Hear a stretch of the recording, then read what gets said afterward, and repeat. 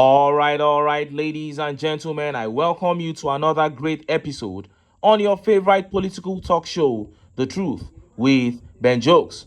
Now, to some of us, the game that those in government and political elites are playing with Nigerians is very clear. We have no doubt that these guys are out to suck the masses dry. But for those who don't still understand the mess that this country is in the hands of these elites, some of us will continue to educate and inform you until you will have no doubt left.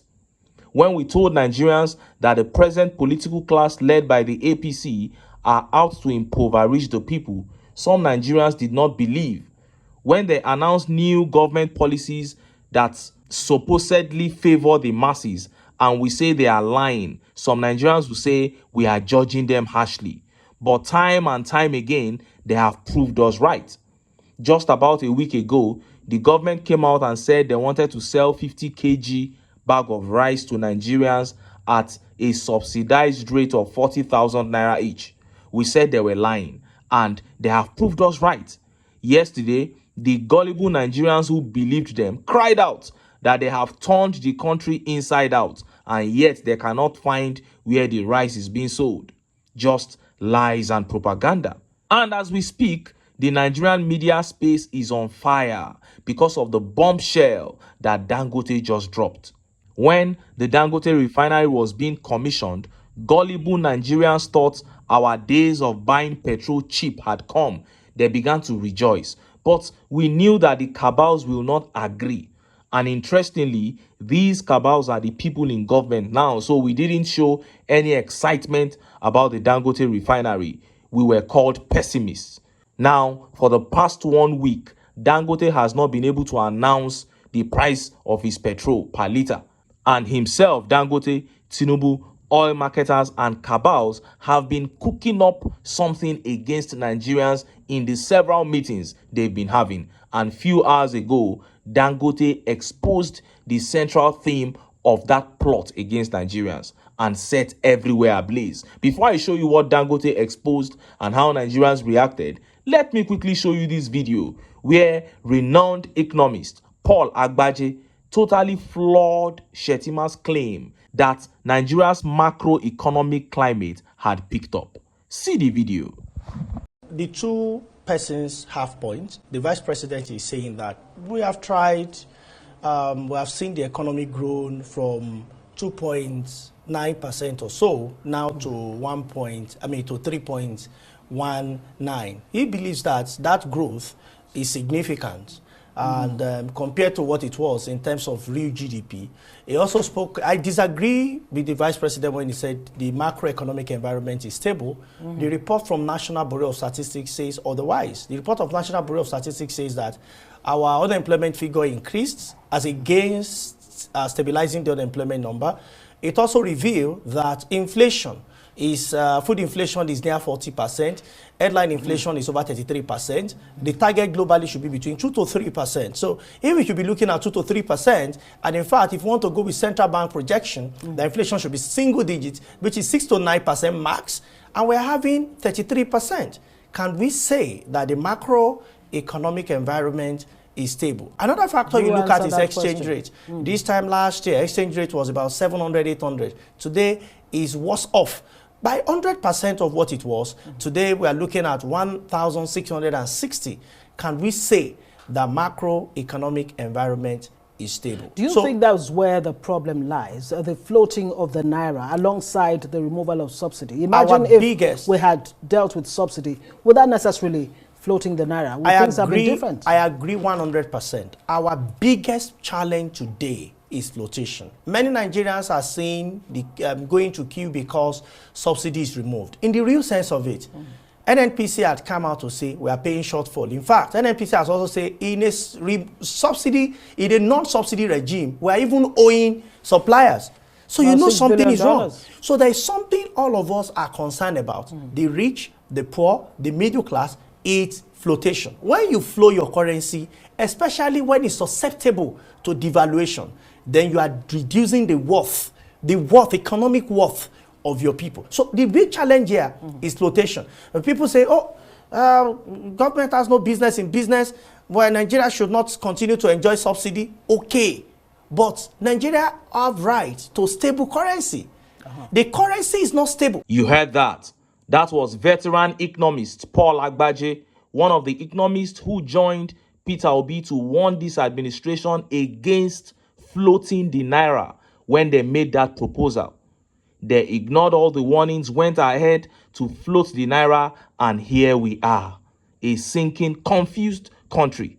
And to those who still have soft spots for the APC, I won't stop talking to you because I know you are watching this video and we are all Nigerians. If you really mean well for your country, you should watch this video with an open heart. I hope you listened to the figures of inflation rolled out by Paul Agbaje there. He said the globally acceptable percentage for inflation is 2 to 3%.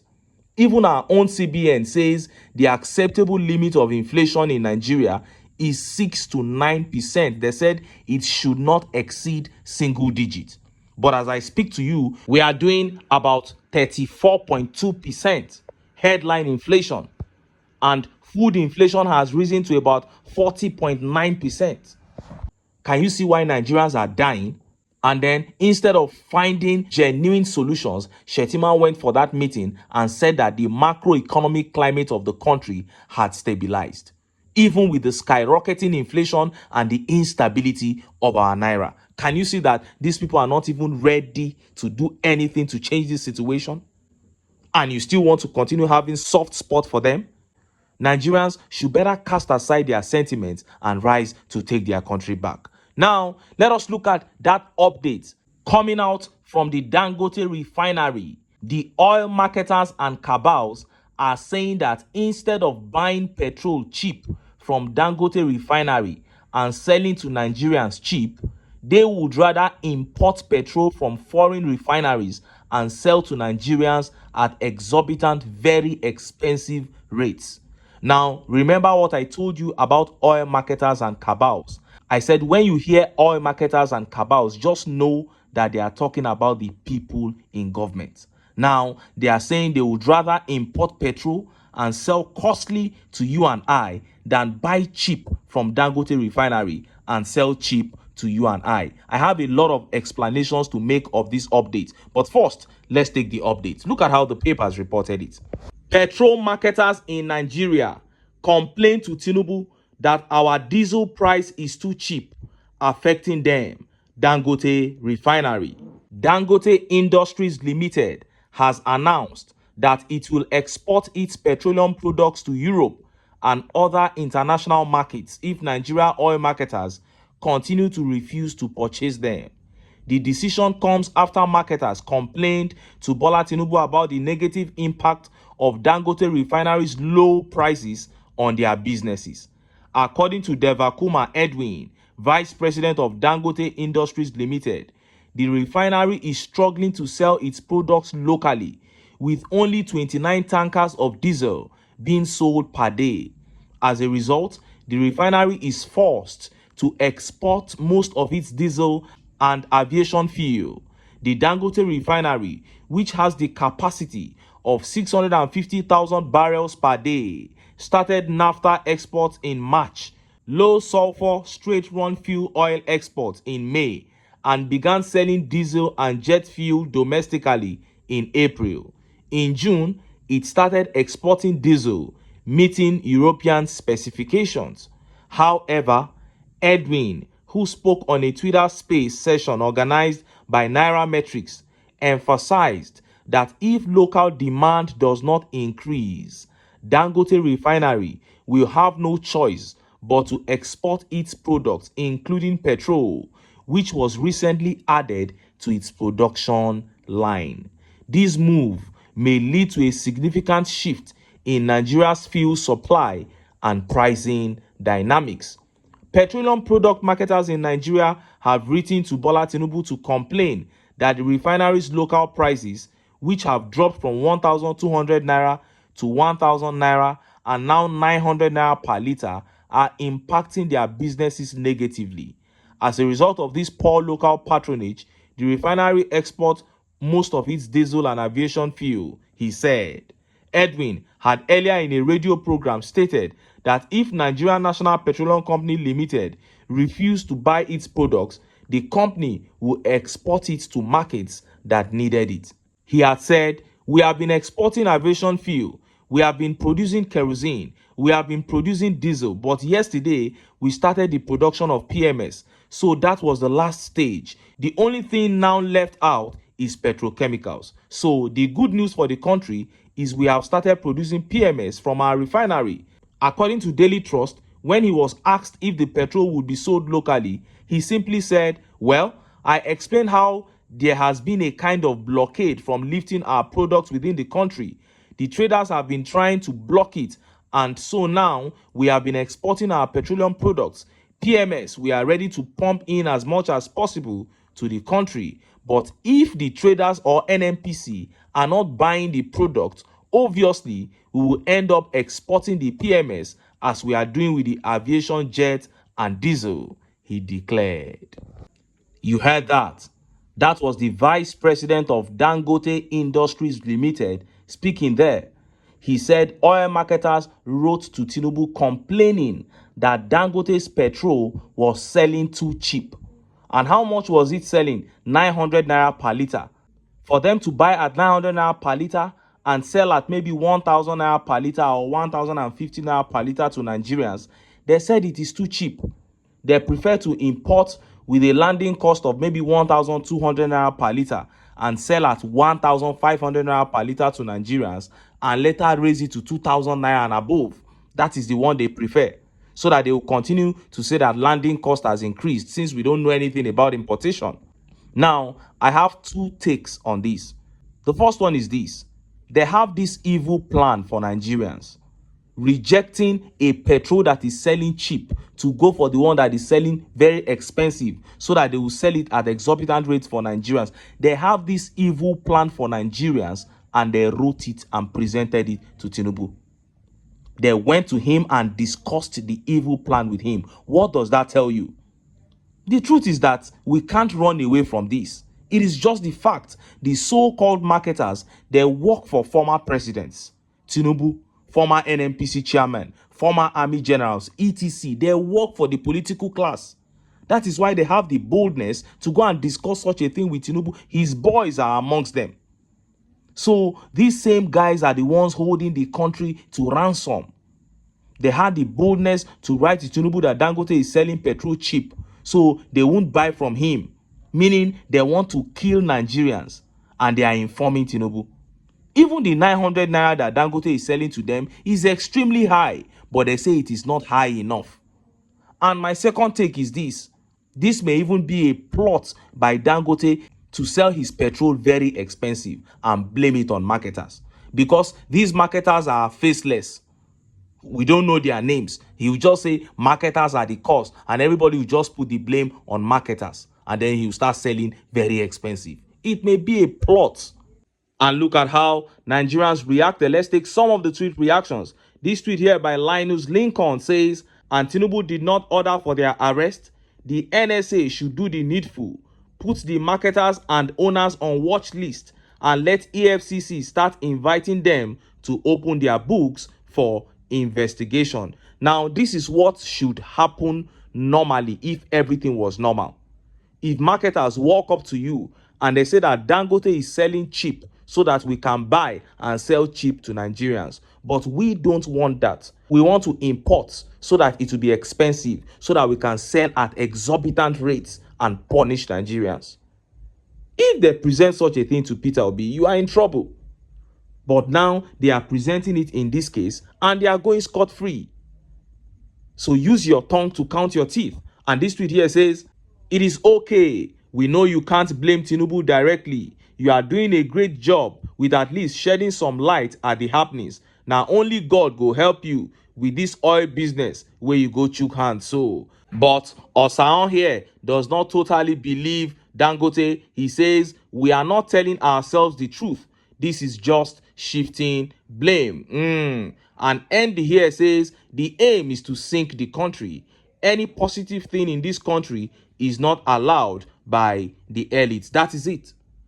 Those of us who have been following things very well knew this from the very beginning. And this tweet here says, please, is there anything wrong for the Dangote refinery to sell petroleum products directly to Nigerians? Who are these marketers, for Christ's sake? What is actually wrong with us in this country? Who did this to us? Ya Allah. That is Nigeria for you, my brother. Some group of people, they have held this country down and they are not going to release it until the people say enough is enough. And Mayor of Gombe here says the best thing for a Dangote group to do now is to acquire filling stations across the country and supply the products to such filling stations. With the exception of PMS, all others will be sold at market determined price. That's a good idea. And this tweet here by Adua Sam says, this is criminal. Nigeria is full of evil people. Tinubu and his cabals of millionaires want to forever keep Nigerians in poverty. That is it. The cabals don't want to free this country. And Daddy Shark here says, think back to the first excuse for increase in price. It was landing cost was too high. Now that we are refining locally, they are looking for a new excuse to maintain the status quo. That is it. KD Sams here says, I remember when they were asking you price. You couldn't say it. Even when you knew they are going to increase it, you still said the president will fix the price of products you bought and processed to sell in Nigerian market. It was then that I knew that something was fishy. Wow, what a country.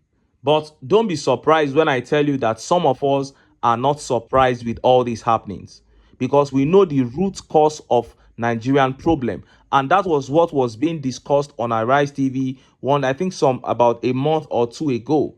They were talking about culture and policies.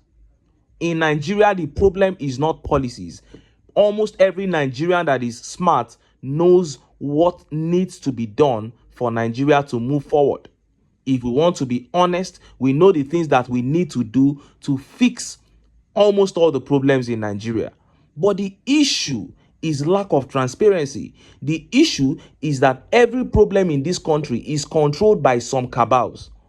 So when you bring in those policies, they will not allow those policies to work.